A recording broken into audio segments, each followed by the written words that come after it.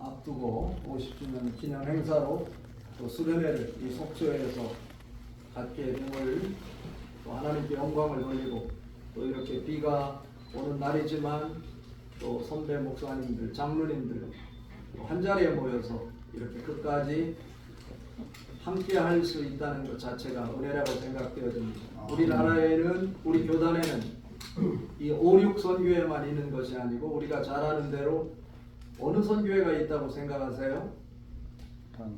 범양 선교회가 있고, 범양은 경상도를 대표하는 선교회라고 그래요. 그리고 방파 선교회가 있고, 또 전라도, 또 충청도, 또 없나요?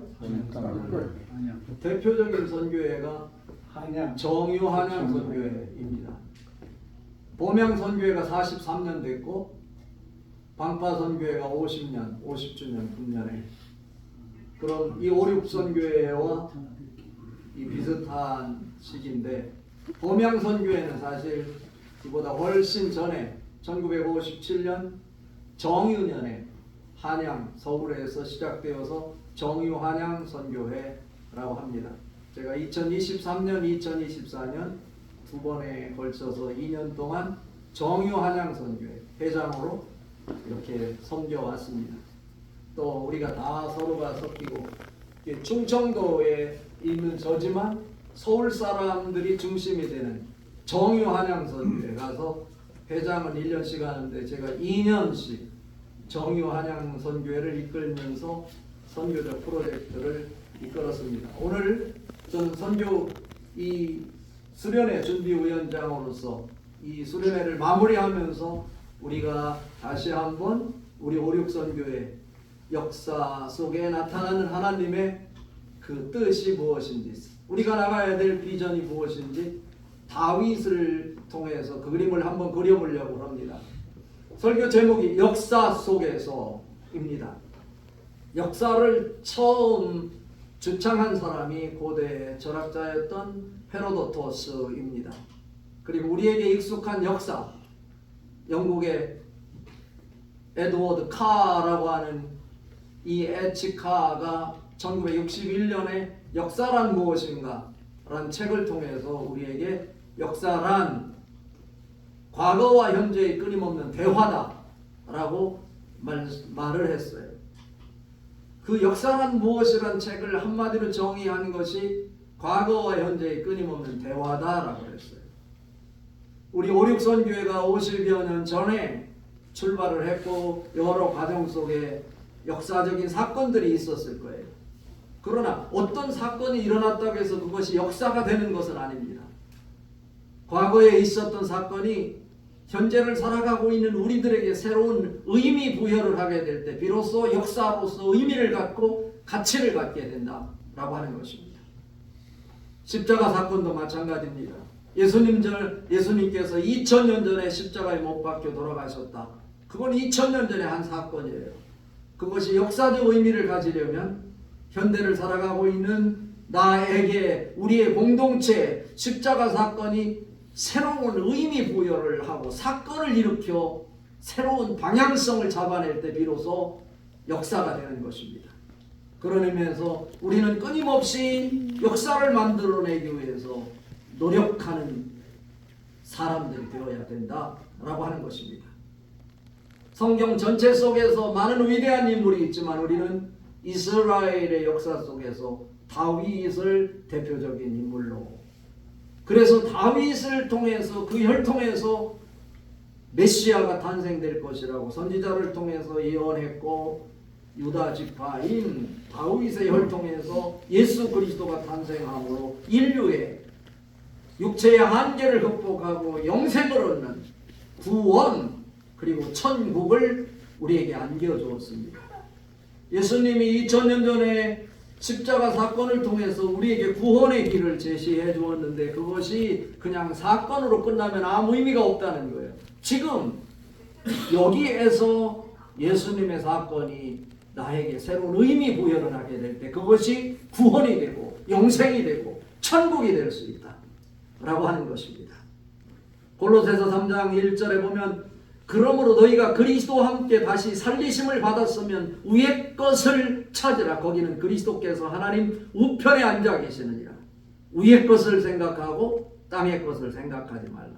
이는 너희가 죽었고 너희 생명이 그리스도와 함께 하나님 안에 감추어졌습니다. 십자가가 있어야 부활이 있는 거예요.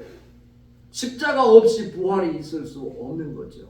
예수님의 십자가 사건이 나를 통해 재현됨으로 그곳에 죽어야 될 것이 죽고 다시 살아나야 될 것이 살아나게 만들어내게 될 때 우리는 신앙인으로서 그냥 막연한 삶이 아니라 오늘도 내 안에 그리스도께서 십자가 사건을 일으키고 부활의 사건을 일으키는 능력 있는 역동적 삶을 살아낼 수 있다라고 하는 것입니다.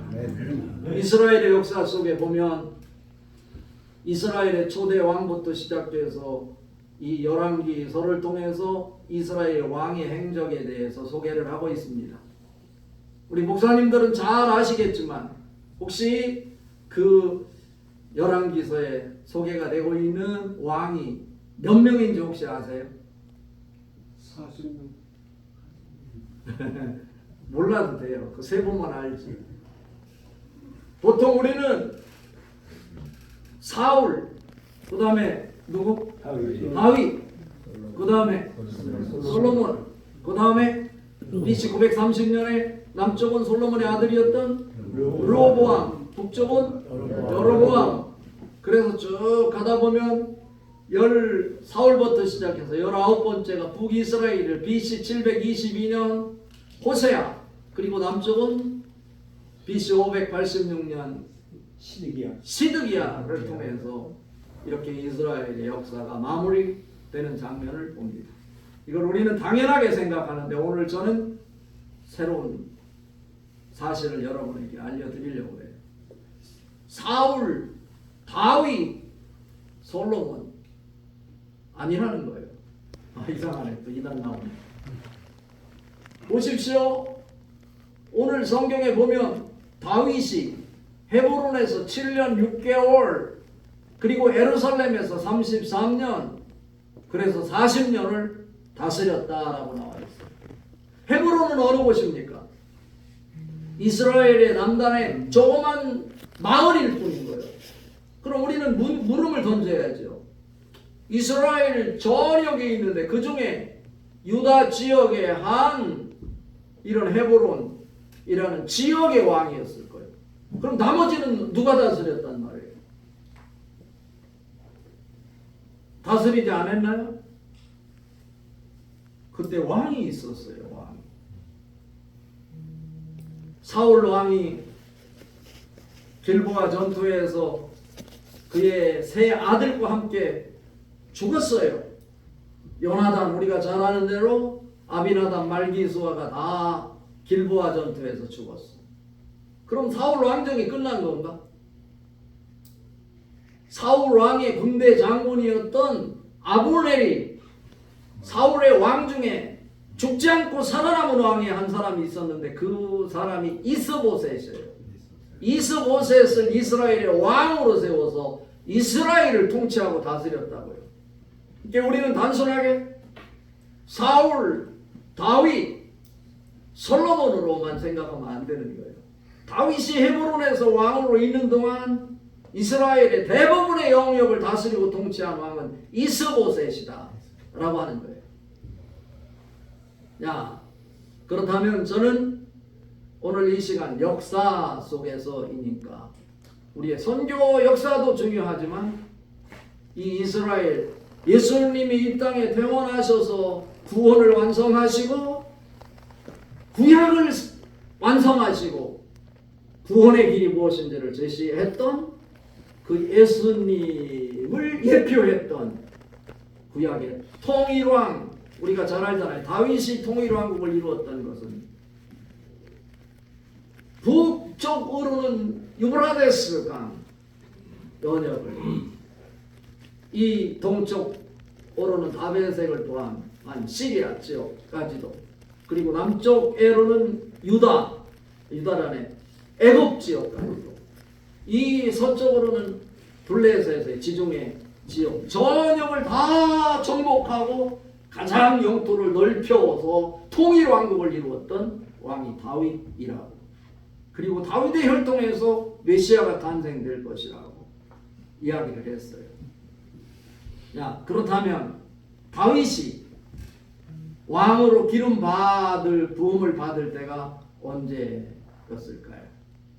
우리가 잘 아는 대로 사울 왕을 폐위하시고 하나님께서 사무엘을 통해서 이새의 아들 중에 내가 본 자가 있다. 그에게 기름을 부어 왕으로 세우라 해서 베들레헴에서 왕으로 기름 부어 세우죠. 이게 다윗이 15살에서 17살 정도 되었을 때라고 합니다.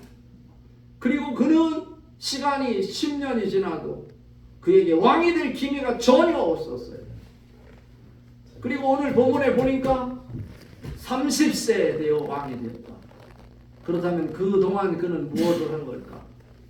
사무엘을 통해서 왕으로 기름 부음을 받기는 했지만 전혀 왕이 될 기미가 없이 오히려 사울에게 추격을 당하는, 적어도 약 10년 정도 추격을 당하고 추격을 당했어요. 그래서 우리에게 보여주는 거, 사울이 피했던 이런 굴이라든지 지역을 소개하고 있잖아요. 사무엘상 23장에 보면 아둘람 굴, 그리고 23장에 나오는 것이 그일라, 그리고 엥게디. 그러면 이 다윗이 왕으로 기름 부음을 몇 번 받는지 아세요? 제가 이렇게 자꾸 물어보니까 어느 교회 가서 설교했더니 어느 장로님이 밖에서 들려오기를 황순환 목사가 와서 우리를 가르치려고 한다 그러더라고요. 그럼 설교를 통해서 배우려고 해야지, 그럼 자기들이 목사를 가르칠 건 아니잖아요. 그래서 내가 배워야지 라고 했는데, 하나님은 우리에게 끊임없이 성령을 통해서 그동안 알지 못했던 것 알게 하고 깨닫게 해줘요. 요한복음 14장 26절에 보면 보혜사고 아버지께서 내 이름으로 보내실 성령, 그가 너희에게 모든 것을 가르치고 내가 너희에게 말한 모든 것을 생각나게 하리라. 가르치고 그동안 들었던 것을 떠오르게 하고, 그래서 새로운 지식체계 속에 역사를 만들어내도록 만들어 주시는 분이 성령 하나님이시다 라고 하는 거예요. 그렇다면 다윗이 기름 부음을 왕으로 받는 것이 3번 받아요. 조금 전에 얘기했던 15살 정도의 베들레헴에서 받았다면, 두 번째 왕으로 기름 부음 받을 때 다윗은 어디 있었을까요? 히브론. 목사님이 이제 또 은퇴하실 때가 은퇴하시고 이랬는데 틀리면 어떻게 하시려고? 다윗은요, 이스라엘 전역에 앞에서 말씀드린 이 아둘람 굴이니 그일라니 엔게디니 이 숨을 뒤로 다 숨었지만 더 이상 숨을 수가 없어서 다윗이 피신해 간 곳이 어디냐면 적국이었던 블레셋 가드 지역의 아기스 왕에게 가서 땅을 이렇게 지역을 분배받아요. 이스라엘 백성들이 애굽에 가서 이 야곱이 땅을 분배받았던 곳이 고센 땅이었듯이 이 다윗이 그 블레셋에 가서 땅을 분배받는 지역이 있었는데 그 땅 지역 이름이 시글락. 들어보셨나요? 시글락. 그러니까 두 번째 기름 부음 받는 것은 헤브론에서 부음을 받는데 사울 왕이 죽었다는 이것이 확인되고 나서 헤브론에 있는 사람들에 의해서 시글락에 있던 다윗을 모셔다가 헤브론에서 두 번째 기름 부음을 주는 거예요. 그래서 헤브론의 왕이 된다라고 하는 거예요. 이런 것들이 어디에 나오냐면 사무엘상 27장 6절에서 확인할 수 있고요. 그 다음에 두 번째 왕으로 부음을 받고 세 번째는 이제 또 누가, 아까 얘기했잖아요. 누가, 이스라엘의 왕은 다윗이 헤브론의 왕으로 있는 동안 이스보셋이 사울의 남은 왕이 아들이 왕이 되어서 아브넬 장군에 의해서 이끌었다고요. 그런데 아브넬과 이 이스보셋이 이렇게 갈등이 생겨서 마음이 바뀌어서 누구에게 찾아오냐면 다윗에게 찾아와요. 그래서 이제 다윗을 섬기겠다고 맹세를 한다고. 그때 다윗이 그를 잘 돌려보내라고 하는데 다윗의 군대 장군이었던 요압이 그를 불러서 그를 죽여버려요. 그래서 결국 이 이스보셋을 슬픔을 가지고 왕의 장례식을 치르듯 다윗이 정말 슬퍼하면서 이 헤브론에 장례를 치러줘요. 나중에 보니까 왜 죽였냐 봤더니 누가 이 요압이 다윗의 장군이었던 요압의 동생이 아사엘인데 그가 기브아 전투에 이 전투에서 죽임을 당하는 거예요. 누구에게? 이 아브넬에게. 근데 아브넬이 죽이고 싶지 않았어요. 서로 관계 때문에. 그런데 누가 아사엘이 자꾸 깐족깐족 되는 거예요. 오지 마라. 너 오면 안 된다. 절로 가라 가라 하는데 계속 몇 번째 반복해서 그 말을 듣지 않자. 어쩔 수 없이 죽이게 되는 거예요. 이런 관계 때문에 누가 이스보셋이 죽음을 당하는 거예요. 이스보셋이 죽었다는 소식을 듣고 이스보셋이라네. 이 아브넬이 죽었다는 소식을 듣고 이스보셋이 팔이 떨리고 온몸에 힘이 다 빠졌더라. 이런 와중에 그가 낮잠을 자고 있을 때 베냐민 지파에 바나와 레갑이 밀을 가지러 온 채하고 그 왕궁에 들어가서 낮잠 자고 있는 누구를? 이스보셋을 칼로 창으로 찔러 죽이게 되는 거예요.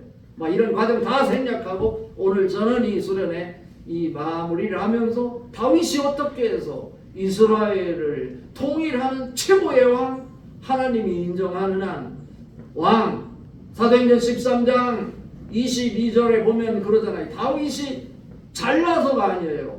다윗이 실수가 없어서 아니라고. 우리가 잘 아는 대로 다윗은 살인자예요. 실수도 한 사람이요. 그럼에도 불구하고 하나님에게 인정을 받을 수 있었던 이유가 어디 있었을까? 사울왕을 패하시고 사무엘이 누구를 보니? 이새의 아들 다윗을 보니 내 마음에 맞는 자라.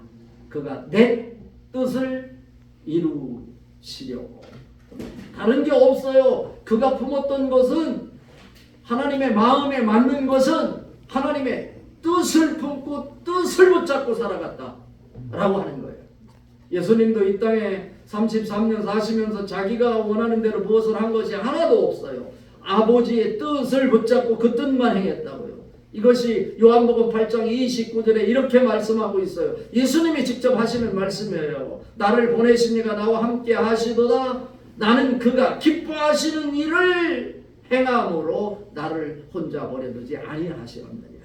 그러니까 하나님이 기뻐하시는 일만 행하셨다 이거예요. 예수님이. 다윗도 실수 있어요. 사람이니까. 그러나 그가 위대한 것, 하나님 마음에 합한 자가 될 수 있었던 것은 하나님의 뜻에 붙잡혀 사는 사람이었다라고 하는 거예요. 저는 오늘 그렇다면 다윗이 왕으로 기름 부음을 3번 받는데 그 3번 받는 그 지역 이름을 통해서 우리가 수련회를 통해서 붙잡아야 될 것이 무엇인지 오늘 닫는 예배를 통해서 다시 한번 확인해 보려고 하는 거예요. 시글락이라고 그랬잖아요. 시글락. 히브리어로 지크라고 하는 것이 이 동사가 구부리다예요. 근데 명사가 되면 은신처, 피난처, 그리고 또 하나의 뜻이 있는데 용광로라는 뜻이에요. 저는 여기 용광로라는 뜻에 감동을 받았어요. 바로 그렇다. 이 다윗에게는 고통이고 사울에게 추격을 당해서 자기 나라를 등지고 적국에 가서 시글락이라고 하는 지역에 머물 수밖에 없었는데 그가 그곳에 1년 4개월 머물렀다고 성경은 기록하고 있는데 그곳에 머물러 있는 동안 그는 무엇을 하였을까? 다윗에게는 힘든 일이었지만 하나님이 왜 사울로부터 10년 동안 도망자 신세로 살 수밖에 없도록 만들었을까? 그리고 그 나라를 떠나서 이방 나라에 가서 시글락에서 1년 4개월 동안 머물 수밖에 없도록 그를 구렁텅이로 몰아넣은 것일까? 시글락, 거기에 깊은 의미가 담겨 있는 용광로는 어떤 곳입니까? 못 쓰는 철들이 모아져서 그 용광로 속에 들어가게 될 때 그가 원하는 작품으로 만들어져 나온다. 녹인다라는 뜻이잖아요. 녹인다. 하나님은 다윗을 왕으로 세우려고 하는데 목적이 있었던 것이 아니라 왕이 되기 위해 용광로 속에서 녹아져야 되고 버려져야 되고 잘라져야 되는 것이 무엇인지를 만들어내고 싶었던 거예요. 여러분, 우리 오늘 아침에도 아침 식사를 하면서 김치를 먹었는데 김치가 중국산 같더라고요. 딱 보면 알잖아요. 근데 맛있는 김치 먹을 때 정말 맛있어요. 근데 김치가 우리 입에 들어오기까지 그냥 만들어지나요? 아니에요. 5번인가를 죽어야 된다고 그래요. 김치가 우리 입에 들어오기까지. 한번 떠올려봐요. 언제 죽나요? 대추를 처음에 밑동을 자를 때 죽어요. 아파 죽어요. 이제 아파서 이제 조금 참으면 되겠지 하고 했더니 집으로 데려다가 뭐를 하나요? 배추를 그냥 절구나요? 뽀개요. 반쪽으로. 또 한 번 죽어요? 그냥 죽나요? 소금으로 갖다 뿌리니까 소금에 절여 죽어요. 그거로 끝나는 줄 알았더니 거기에 또 가지각색의 양념을 버무려 가지고 또 전라도는 거기에다가 뭐 밴댕인가 뭐 이런 젓갈을 집어넣어 가지고 구석구석 포개포개 막 집어넣어서 절이잖아요. 쓰려 죽어요. 쓰려 죽어. 그리고 다 된 줄 알았더니 그거를 또 어디에 독에다 넣어서 땅에 묻어서 숨 막혀 죽어요. 그런 과정을 거쳐서 비로소 우리 입에 맛있는 김치로 만들어진다. 다윗이 그냥 이스라엘을 다스리는 통일 왕국의 왕이 될 수 있었던 하나님의 마음에 합한 자가 됐던 게 아니라는 거예요. 그런 과정의 하나로서 시글락이 그에게 주어졌다라고 하는 거예요. 에베소서 4장 22절부터 24절에 보면 너희는 유혹의 욕심을 따라 썩어져가는 옛사람을 벗어버리고 오직 너희 심령이 새롭게 되어 하나님을 따라 의와 진리의 거룩함으로 지으심을 받은 새 사람을 입으라 그랬어요.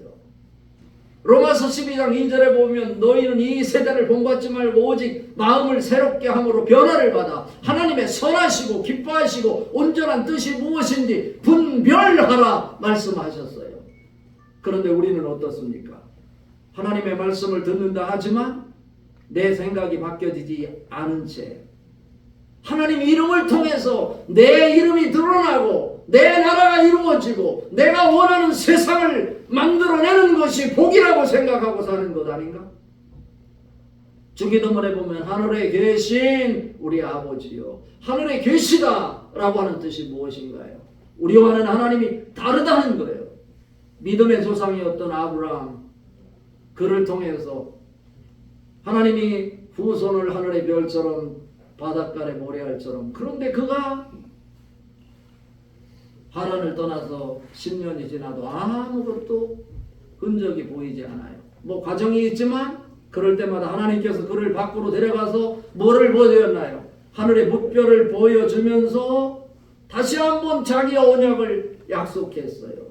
그때 아브라함이 무슨 소리냐고 나 아기도 아들도 없는데 나 나이가 이제 86세인데 내 아내가 75세인데 생리도 다 끝났는데 어쩌란 말인가.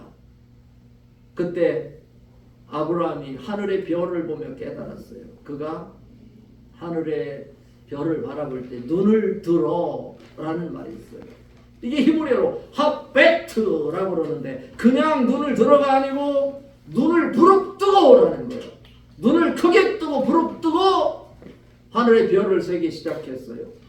우리는 별을 셀 수 있더라고요. 제가 지난주에 이 몽골을 가봤는데 몽골 하늘의 별 어마어마하더라고요. 별을 셀 수 있을까요? 셀 수 없어요. 그냥 세는 것이 아니라 아브라함이 눈을 부릅뜨고 별을 세다가 포기했어요. 자기가 주관이 되어 내가 원하는 거 다 할 수 있다고 내 나라를 만들려고 살아왔던 아브라함 수많은 종들을 거느리고 있었지만 자기 자신을 되돌아다 보니까 나는 하늘의 별도 셀 수 없는 연약한 존재다 라고 하는 것을 깨닫는 거예요. 별을 세다가 그러면서 동시에 그가 한 가지 발견하는 것이 뭐냐면 하나님은 내가 셀 수 없는 별을 만드신 분이다.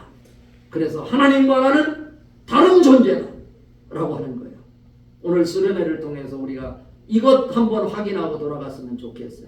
내가 아무리 잘나도 아무리 똘똘해도 내가 목회를 평생 하고 장로로서의 수많은 사역을 감당했다 할지라도 나는 눈을 부릅뜨고 하늘의 별을 바라봐도 별을 셀 수 없는 존재에 불과하다. 그러나 하나님은 내가 셀 수 없는 별을 만드신 능력의 하나님이다.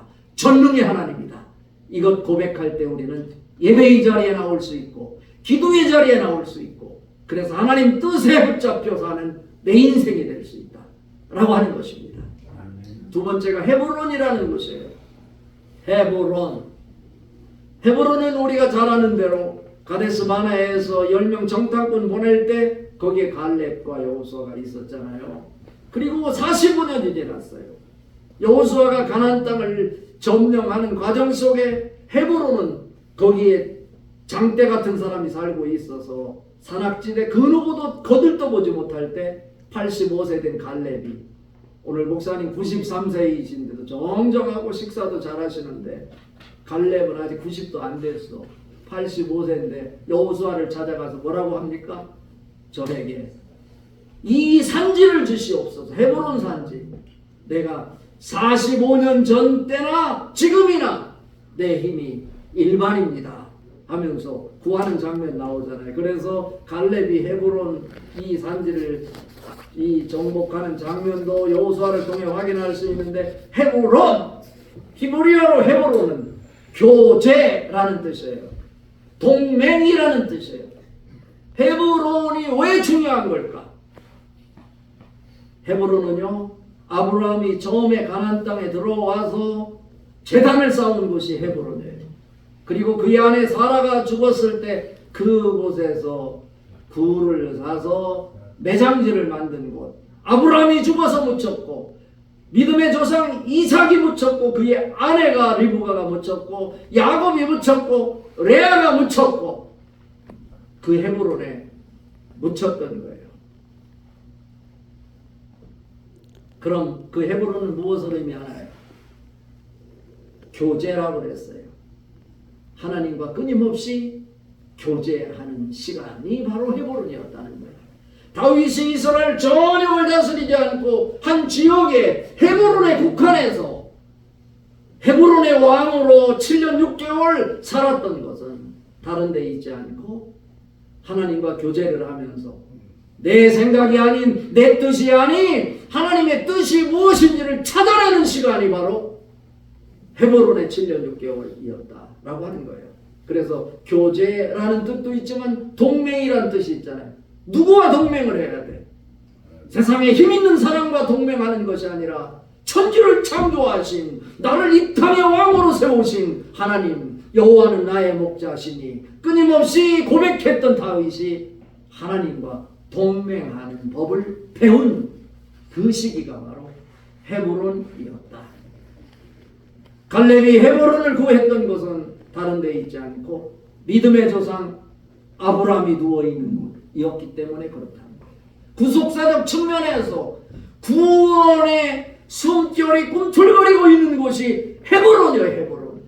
그래서 헤브론 산지를 구했던 거예요. 아브라함이 그곳에 제사를 드리고 여호와의 이름을 부르고 그가 실망하고 좌절했을 때 다시 힘을 얻었던 곳이 헤브론이요. 누구와 대화함으로? 하나님과 교제함으로, 하나님과 동맹을 맺음으로 머물렀던 곳이 헤브론이다라고 하는 거예요. 마지막으로 그가 드디어 이제 이스보셋이 죽고 난 후에 이 아브넬을 통해서 또 이스라엘의 온 백성들이 다 이 포커스가 누구에게로 집중되냐면 성경을 보십시오. 사무엘 4장, 하 4장부터 쭉 보면은 다윗에게 집중돼요. 포커스가. 그러니까 에루살렘의 전역의 왕으로 세움을 받는데 헤브론에서 다시 한번 왕으로 부음을 받는데 그것은 헤브론 사람에 의해서 부음을 받는 것이 아니라 이스라엘의 장로들에 의해서 전 이스라엘이 우리를 다스려 주시옵소서. 통치해 주십시오. 그래서 이스라엘 전역의 왕이 되는데 그가 왕이 되고서 예루살렘을 자기 이름을 따라서 다윗성이다 불렀다라고 하는 거예요. 예루살렘 뜻이 무엇입니까? 예르라고 하는 것은 다시 세우다, 설립하다. 살렘은 우리가 잘 아는 대로 샬롬에서 왔어요. 평화를 다시 세우는 곳, 그리고 동시에 하나님의 임재가 있는 곳. 왜냐하면 샬롬을 세울 수 있는 것은 하나님이 통치하고 다스릴 때 세울 수 있는 것이기에 하나님의 임재와 하나님의 온전한 통치와 다스림을 통해서 샬롬이 이루어지고 평화가 만들어지는 곳, 하나님 나라가 건설되는 곳, 이곳이 바로 예루살렘이다 라고 하는 거예요. 이곳은 우리가 잘 아는 대로 하나님께서 직접 당신의 이름을 둔 곳, 신명기 12장 5절에 나와 있어요. 그곳은 나본의 다장마당, 이 아브라함이 이삭을 바쳤던 산, 모리아산 있는 곳, 솔로몬이 1000번제를 드렸던 곳, 하나님의 임재가 있는 곳이 바로 예루살렘이다 이거예요. 이제 이스라엘의 전 나라를 다스리고 통치하는 다윗에게 있어서는 다윗이 무엇을 하는 것이 아니라 이제 자기의 뜻이 있지만 자기 생각이 있지만 그 모든 것이 누구에게? 하나님에게 묶여서 하나님 뜻에 의해 이끌려가는 삶을 다윗이 살아갔다는 거예요. 그러니까 자기는 왕이 되어도 하나님은 나의 목자가 되는 거예요. 이런 상황 속에서 저는 예루살렘을 점령하는 과정이 오늘 본문에 소개가 되고 있어요. 거기에 여호수아가 가나안 땅을 점령했는데 지금 400년이 지났는데도 아직까지 그 원주민을 몰아내지 못한 족속이 있는데 그 족속이 여부스 족속이다 라고 오늘 성경이 기록하고 있어요. 다윗이 그 예루살렘을 점령한다고 하니까 예루살렘 주민들이 비아냥대면서 하는 소리가 우리 가운데 눈먼 자나 다리 저는 자가 다윗과 싸워도 이길 것이다. 오늘 본문 말씀 얘기해요.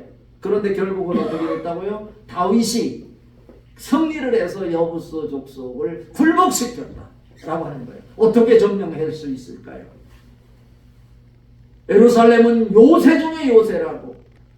그런데 그때 다윗의 군대 장군이었던 요압과 그의 군사들이 비밀 수로를 통해서 예루살렘을 침범해 들어가서 여부스 족속을 물리쳤어요. 그래서 하나님의 통치가 있게 됐다. 그런데 오늘 본문의 속담에 이르기를 뭐라고 말하냐면 다윗이 그 예루살렘을 점령하고 다리 저는 자 눈먼 자들부터 죽여라. 그들이 내 집에 들어오지 못하리라 그랬어요. 이건 다윗의 말이 아니고 그때 이러한 풍자적인 속담이 만들어지게 되었다라고 하는 거예요. 그런데요, 여기서 내 집은 성전을 얘기하죠. 그런데 성전에 다리 저는 자, 눈먼 자가 들어올 수 없다는 건 하나님 나라가 아니잖아요. 이것을 완성시키는 것이 어디에 나오냐면 마태복음 21장 13절 14절에 이 나와요. 내 집은 만민이 기도하는 집이라 일컬음을 받으리라 하였거늘 너희가 강도의 소굴로 만드는도다.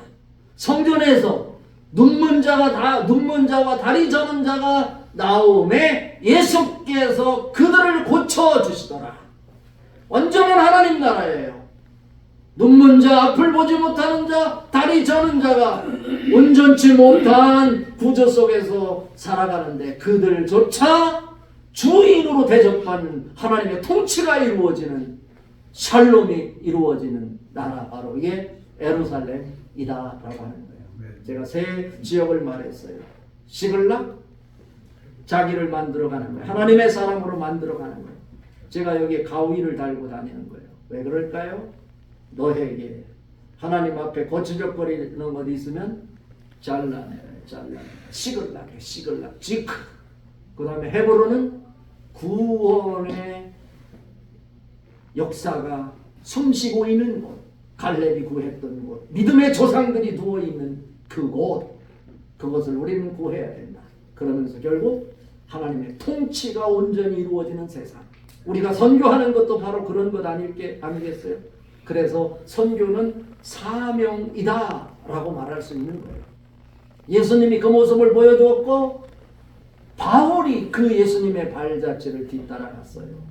결론은 이런 거예요. 우리도 사명 붙잡고 그 일을 감당하되 하나님의 통치가 전적으로 이루어질 수 있도록 시글락 헤브론을 거쳐 예루살렘이 만들어질 수 있도록 내가 가는 곳은 예루살렘이 만들어지게 하여 주시옵소서. 그래서 하나님의 전적인 통치를 통해서 하나님 나라가 이루어지게 하여 주시옵소서.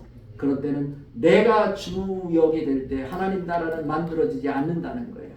그래서 사도행전 20장 22절부터 24절까지 보면 그 사도 바울이 목숨보다 귀한 사명을 발견한 것에 대해서 이렇게 말합니다. 보라, 이제 내가 예루살렘으로 가는데 거기서 무슨 일을 당할는지 나는 알지 못하노라.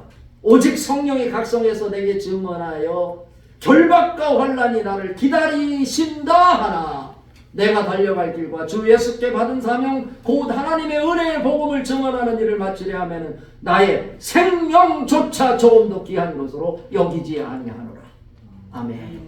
우리 5.6 선교회가 이제 50주년을 맞이하게 되는데 그 시대마다 꼭지마다 하나님이 개입하셨던 사건이 있을 것인데 그것이 드러나지 않고 숨겨져 있는 것이 있으면 오늘을 사는 우리가 그것을 다시 찾아내고 그것이 역사가 될 수 있도록 나를 내려놓고 시글락 헤브론 예루살렘의 과정을 통해 온전히 하나님 통치가 이루어지게 함으로 하나님의 기쁨과 구원의 역사를 만들어내는 목숨보다 귀중한 것을 발견하고 그것을 붙잡고 하나님의 비전을 향해 힘차게 달려갈 수 있는 5.6 선교회가 될 수 있도록 그러한 주역이 될 수 있기를 주님의 이름으로 축복합니다. 아멘. 기도하시겠습니다. 하나님 아버지 감사합니다. 오늘 주신 이 말씀 통해 다시 한번 우리의 정체성을 찾게 하시고 하나님의 통치가 있는 곳에 샬롬이 있고 예루살렘이 만들어진다고 그랬는데 내가 있는 곳에 내가 드러나지 않게 하시고 하나님의 통치를 통한 하나님 나라가 만들어지게 하여 주시옵소서. 감사하옵고 예수님의 이름으로 축복하고 기도합니다. 아멘. 아멘.